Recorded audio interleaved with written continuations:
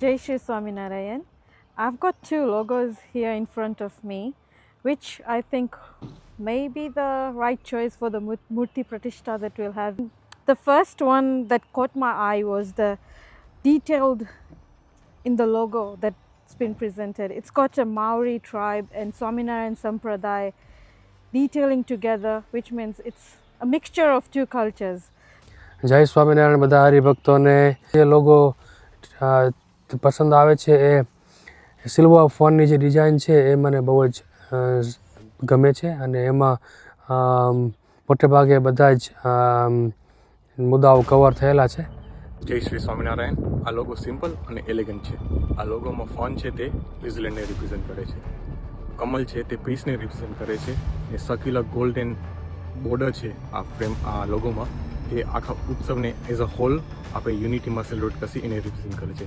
વેચમાં અંશ મહારાજ છે જેનો આપણે આ મૂર્તિ પ્રતિષ્ઠા મહોત્સવ સેલિબ્રેટ કરીએ છીએ. I like this logo because it has a sky tower and a kiwi bird, which is for our country.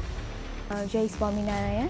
મને એવું લાગે છે કે આ લોગો જે છે એ ફાઇનલ થશે, કેમ કે એમાં નીલકંઠ વર્ણી છે, એમાં કૃષ્ણ ભગવાન છે. એમાં જો નીલકંઠ વર્ણી છે એ શક્તિનું પેલું દેખાડે છે અને કૃષ્ણ ભગવાન છે એ પ્રેમનું, અને પેલું ન્યૂઝીલેન્ડનું મેપ પણ છે. તો મેપમાં એવું દેખાડે છે બધા સત્સંગીઓની અહીંયા સેવા એ બધું દેખાડે છે. જય શ્રી સ્વામિનારાયણ.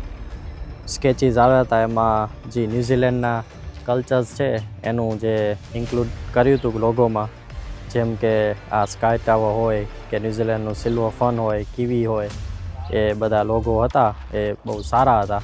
જય શ્રી સ્વામિનારાયણ.